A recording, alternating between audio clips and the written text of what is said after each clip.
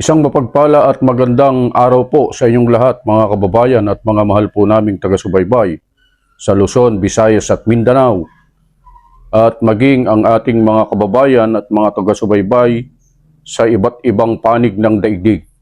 Lalong-lalo na po sa mga kapatid natin na laging nariyan na sumusubaybay at sumusuporta sa atin. Kumusta po kayo, mga kapatid? Magbibigay lang tayo ng reaksyon kung ang title ni Ipipanying Labrading ay reaction mo, birada ko. Yun ang yun yung ano niya eh. Yun yung pinaka team niya eh. Ang sa atin naman, birada mo, reaction ko. Babalik ta rin lang natin, mga kababayan. Tinatawa ko lang naman po kayo. Nitong mga nakaraang araw po kasi, mga kababayan, mga mahal po naming taga-subaybay, ay mayroon pong in-upload si Ipipanying Labrading na kamag-anak ni Dalaginding na isang vlog na binanata na naman si Congressman Marcoleta. Ewan ko lang nga ba at bakit sa tuwing gusto kong itapik si Congressman Marcoleta sa aking vlog, tsaka naman nagkakaroon ng patutsyada, paninira nitong si Ipipanying Labrading kay Congressman Marcoleta.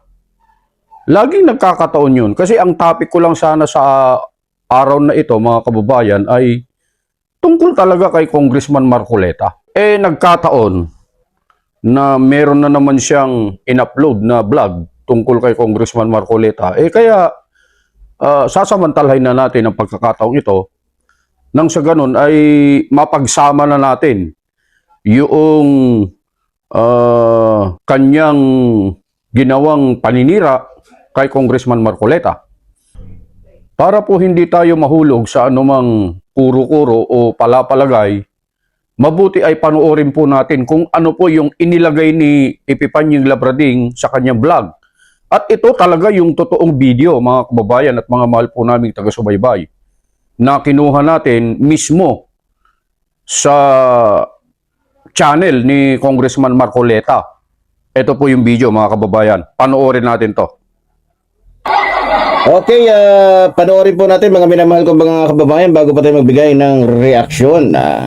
Sir, kung sakali, alam ko naman darating tayo sa Senado. On your first day po, anong unang gagawin niyo po sa Senado? Pipilitin kong ipakiusap kung sino man ang magiging leader ng Senado na ibigay sana sa akin yung Blue Ribbon Committee sapagkat yun ang magiging dahilan para maimbestigahan lahat ang malalaking korupsyon na nangyayari sa ating bansa. Isa yun kung bakit lalong lumalala ang paghihirap ng ating bansa. Sa lahat ng pagkakataon na merong korupsyon, nawawala yung pagkakataon na magkaroon ng pag-asa ang mahirap. 30% of our national treasury goes to private pockets. Yung 30% na yun ay para sa public education, para sa public health, para sa public safety and public order. Ang natutugunan nun ay yung mga marginalized. Yun ang nawawala sa kanila. Kapag hindi naayos yun, lalong lulubha ang kahirapan dito sa bansa. Kahit ano pang sabihin nila, lahat ng administrasyon sinasabi na i-alleviate natin ang ating bansa sa kahirapan. Hindi mangyayari yun habang papalaki ang antas ng korupsyon sa ating bansa. So yun mga minamahal ko mga kababayan, no? So maganda po yung kanyang sinasabi. Pero ang problema, mukha yatang hindi niya yata naiisip o hindi niya pinag-iisipan yung kanyang mga sinasabi. Kasi sa tingin ko lang mga minamahal ko mga kababayan, kung iniisip niya at iniintindi niya sana yung sinasabi niya, di sana hindi niya to sinasabi. So yun po, mga kababayan, yung mismong video ni Congressman Marcoleta. At dito pa nga sa vlog ni Ipipanying Labrading ay maganda raw yung sinasabi ni Congressman Marcoleta, mga kababayan. Kaya lang, yung maganda na sinabi niya ay kinontra kaagad ng mismong salita niya mismo. Kaya sinasabi natin na magkamag-anak si Ipipanying Labrading at si Dalaginding kasi kontra-kontra talaga sinasabi. Sinundan kaagad niya na mukhang hindi yata pinag-iisipan. ni Congressman Marcoleta yung kanyang sinasabi, mga kababayan. Samantalang ang sabi niya sa una, maganda naman yung kanyang sinasabi. At sinabi pa niya, mga kababayan, na kung iniisip daw niya yung sinasabi niya, ay hindi niya dapat ito sinasabi. Parang kontra-kontra nga po yung kanyang mga sinasabi. Bueno, mga kababayan, ay wala naman tayong dapat ipagtaka kung bakit ganito ang sinasabi ng taong ito, sapagkat ang tunay na dahilan kung bakit tayo nag-vlog ngayong araw, mga kababayan, mga mahal po namin taga-subaybay, ay para ipakita po sa inyo na itong taong ito ay nawawala na sa kanyang tamang pag-iisip. Ay, hindi pala, mali po yun. Hindi pala tama pag-iisip nito. Lumala na, yun palang dapat. Lumala na po ang kanyang may tamang pag-iisip. Yun pala. Pasensya na po kayo at nagkamali tayo nung una. Opo. Lumala na po yung kanyang hindi tamang pag-iisip. Inuulit po namin yun, mga kababayan. Bakit po namin nasabi yun? Sapagkat dito sa kanyang vlog, ipapakita namin sa inyo, mga kababayan at mga mahal po namin taga-subaybay, kung papaanong nawawala na o almost mawala na yung kanyang hindi tamang pag-iisip. Subaybayan niyo po kami hanggang sa matapos po yung vlog na ito para ipakita namin sa inyo kung gaano nasisira na ang isip ng taong ito at hindi na talaga tama yung kanyang mga sinasabi. Yung dati hindi naman ganito. Siguro kung magkamali ka ng minsan, okay lang yun pero yung maraming beses ka na nagkakamali ng sinasabi mo, hindi na tama yun. Hindi, malaking mali na po yun, mga kababayan at mga mahal po naming taga-subaybay. Ang ibig lang sabihin nun ay nadadagdagan na, nawawala na yung hindi tamang pag-iisip na nasa iyo, Ipipanying Labrading. Ituloy pa po natin ang video, mga kababayan. So sabi po niya, mga minamahal ko mga kababayan, sa lahat daw ng pagkakataon na mayroon daw korupsyon, nawawala daw yung pagkakataon na magkaroon ng pag-asa ang mga mahihirap. Totoo naman yun. Buti alam mo, Marcoleta.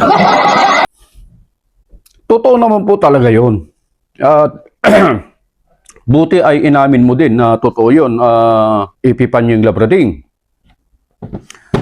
Akala ko ay sasabihin mo na naman na hindi tama yun.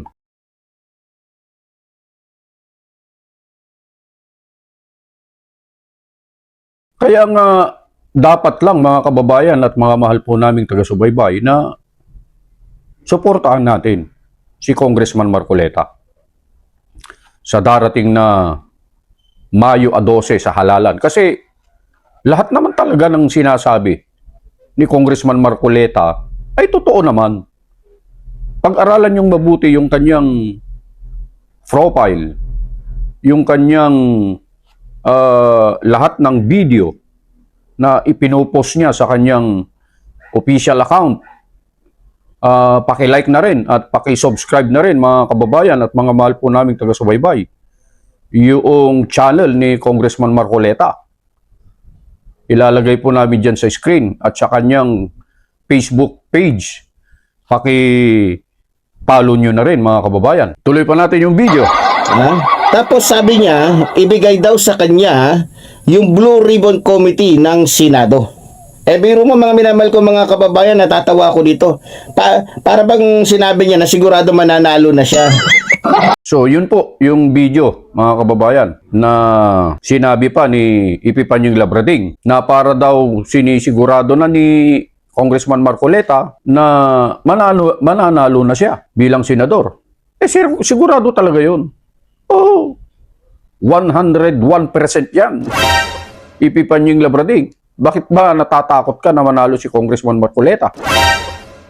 Meron ka bang dapat ikatakot kapag nanalo si Congressman Marcoleta? Sapagkat sigurado yan, Ipipanying Labrading. Sigurado yan na mananalo si Congressman Marcoleta. Tandaan mo yan. Kaya dapat ikampanya mo na lang. para lalo pang dumami yung kanyang mga subscriber at mga buboto sa kanya. Oo, kasi mananalo talaga yan. Sa ayaw at sa gusto mo, mananalo talaga yan. Okay? Patuloy natin ang video. Mukha yatang, kumbaga nagbibilang na ng itlog, hindi pa napipisa. Nagbibilang tuloy ng itlog.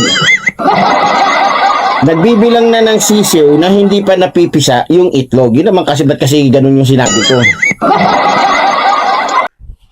Yun po mga kababayan, mga mahal po naming taga-subaybay. Kung napansin ninyo, dito sa bahaging ito, meron siyang nasabi na nagkamali na siya. Isang katunayan na yung hindi tamang pag-iisip niya ay nawawala na talaga. Number 1. Okay? Tuloy pa natin ang video. Tapos ngayon sasabihin mo, ibigay sa'yo yung blue committee, ha? Oh. Ang tawag dito, Blue Ribbon Committee pala, tama? Yes, nawawala na naman ako. At inaamin po niya talaga na nawawala na talaga yung hindi tamang pag-iisip niya. Hindi pala lumalala, kundi nawawala na mga kababayan. Sapagkat yun ang sinasabi niya dito sa kanyang vlog. Okay? Tuloy pa natin. Ewan ko lang kung bakit gustong-gusto niyang kunin yung pagiging chairman ng Blue Committee Ribbon. Maligtad naman yung sinabi ko na naman. Yung Blue Ribbon nawawala na naman ako. Ano ba to? Nawawala na naman ako mga kababayan. Mga kababayan, sabi ko nga kanina, yung isa o dalawa, okay lang yun eh. Pero yung paulit-ulit ka na nagkakamali ng sinasabi, yung hindi tamang pag-iisip niya talagang siya mismo inamin na niya na nawawala na mga kababayan. Nawawalan. Baka darating ang araw na itong taong ito ay masisiraan na ng bait. Opo, baka darating ang araw na ang taong ito ay magiging aguuyong na. I-search nyo po yung aguuyong kung ano po ibig sabihin nun. Malalaman nyo po. Kasi hindi na po talaga mali-mali at laging namamali ng kanyang sinasabi mga kababayan. At yun mismo ay inaamin niya na nawawala na yung kanyang hindi tamang pag-iisip. Tuloy pa natin. Alam nyo, sa totoo lang, kahit hindi naman siya maging chairman ng Blue Committee ng Senado, kung talagang isa kang politikong nagnanais na makatulong sa ating bansa, bakit naman yung mga congressman natin dyan sa Senado, sama-sama sila? Tapos ngayon, gusto niyang maging chairman ng Blue Committee Ribbon dyan sa Senado. Pero ganun pa man mga minamahal ko mga kababayan, maganda yung sinasabi niya eh. Maganda. Ayan, mali na naman siya. Ilang beses na yon mga kababayan at mga mahal po namin taga-subaybay. Bilangin nyo ha, kung ilang beses siya magkakamali sa vlog niya.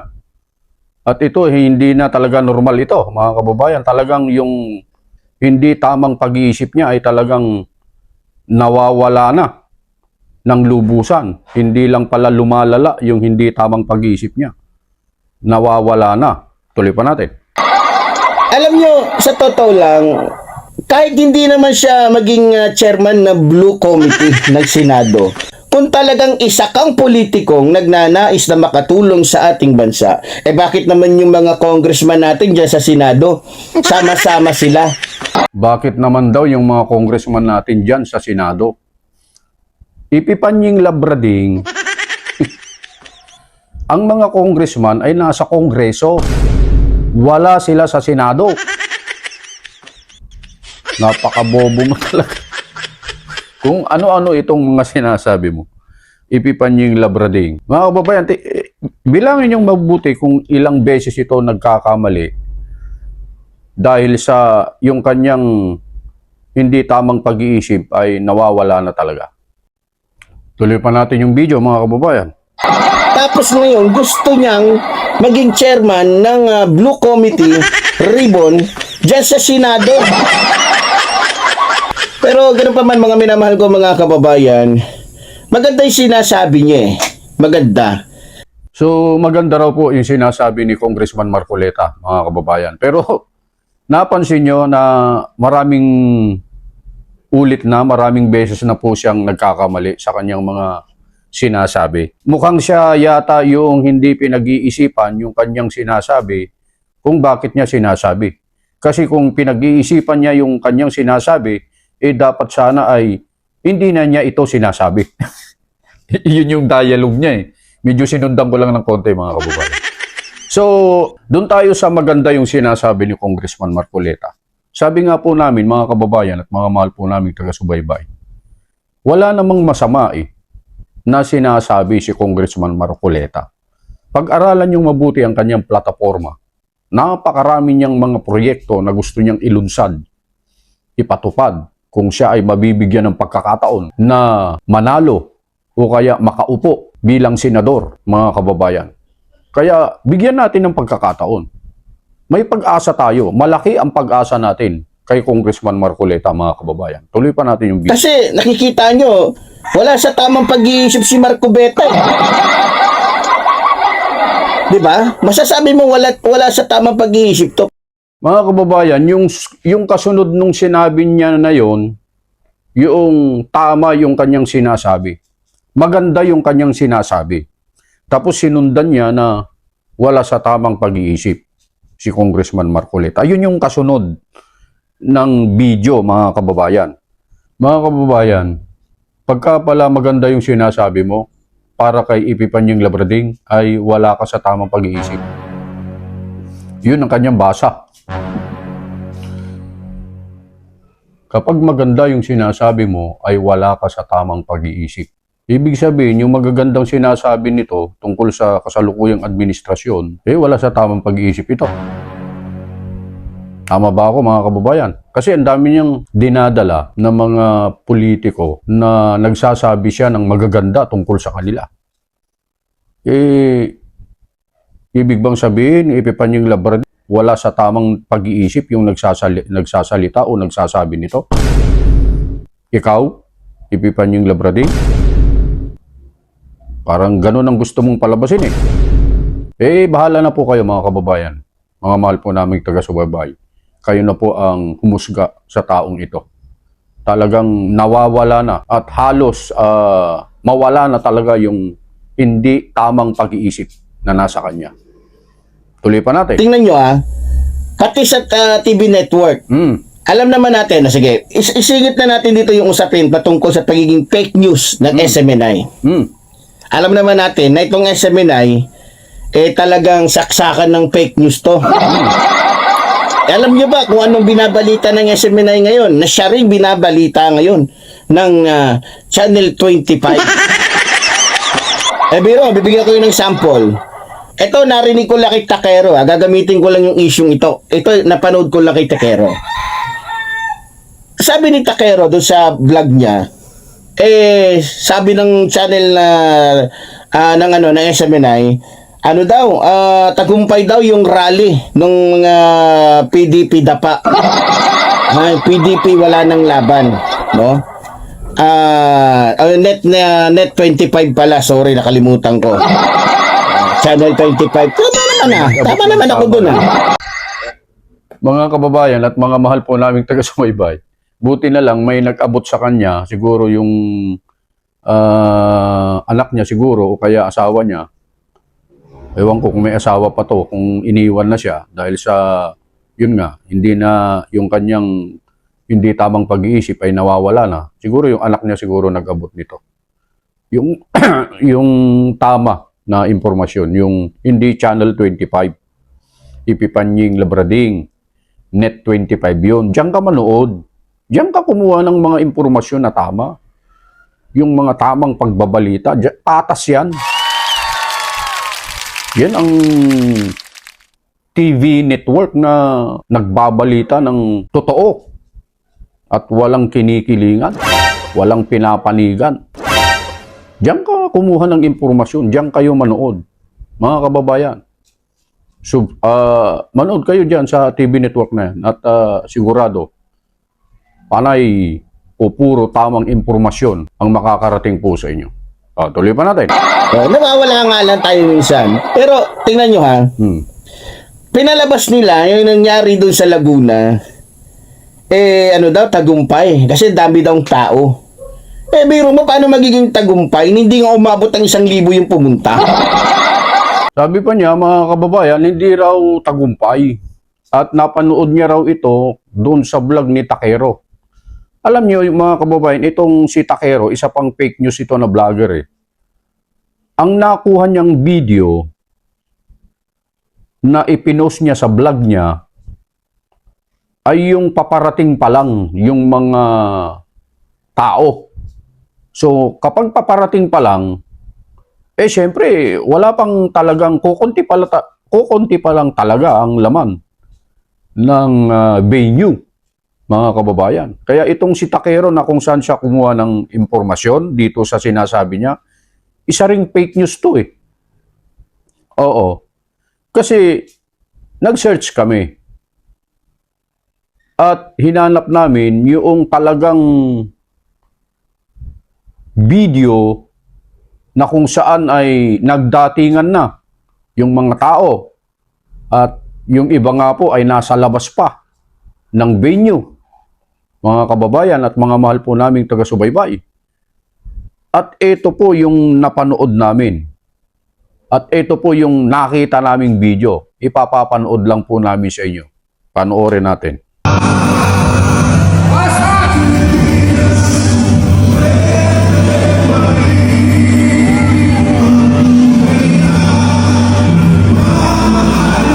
So yun po mga kababayan, madami. Yung sinasabi niyang wala pang 1,000, binilang ko po eh. Binilang ko po yung tao na nasa loob ng venue. Fake news talagang itong si Epipanying Labrading. Pati yung pinagkuhanan niya na kung saan napanood niya yung vlog, pareho silang fake news, mga kababayan at mga mahal po naming taga-subaybay. Ang sabi nila, wala pa daw 1,000. Ibinilang ko 1,001 ang dumalo, mga kababayan.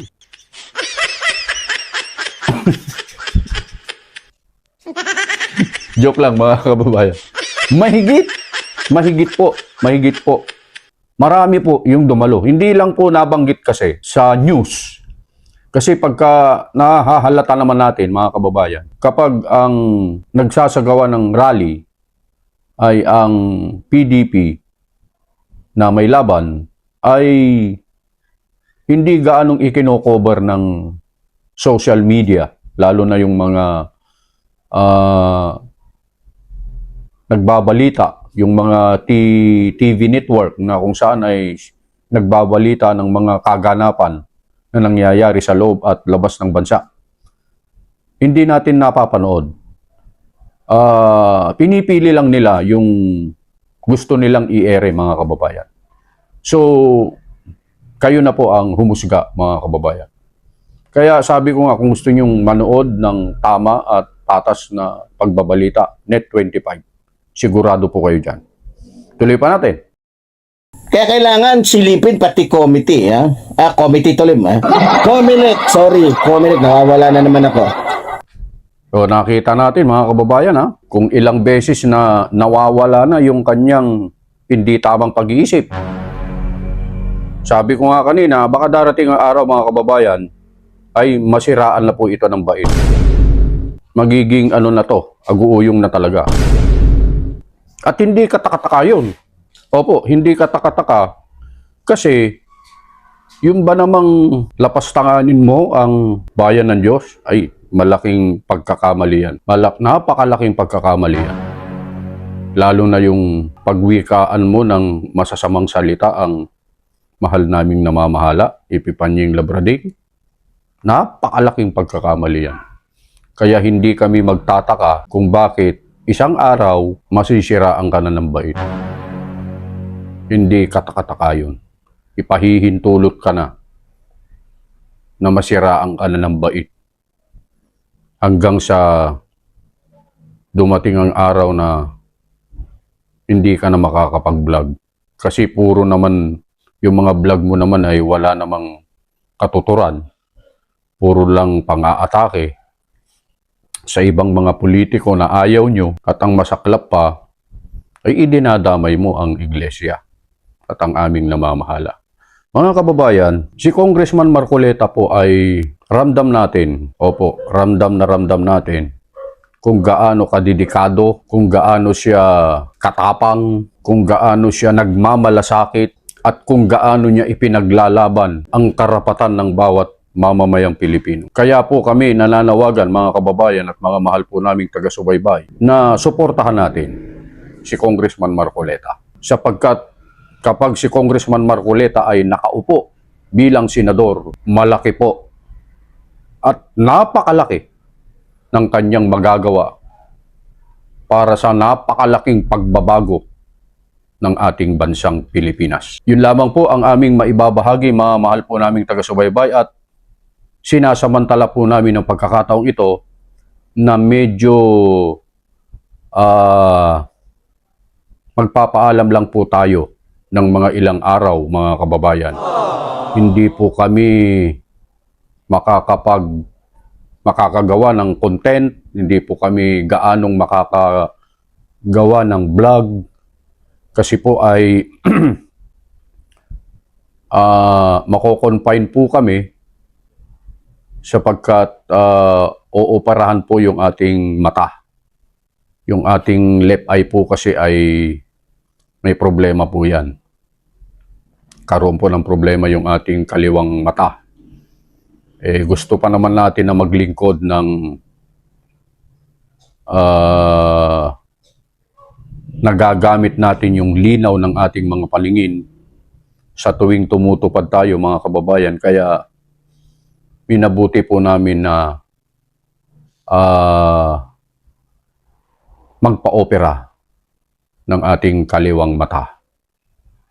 Kaya kami po ay humihingi po ng paumanhin po sa inyo, mga kababayan, kung itong mga darating na araw ay hindi po kami gaanong makakapag-upload ng vlog natin, sapagkat may mga pangyayari talaga na dumarating sa buhay natin na hindi natin inaasahan. Kaya namin po sinasabi po ito para hindi po kayo mabigla na bakit si Just Vlog ay nawala na, hindi na nag-upload, wala na tayong napapanood.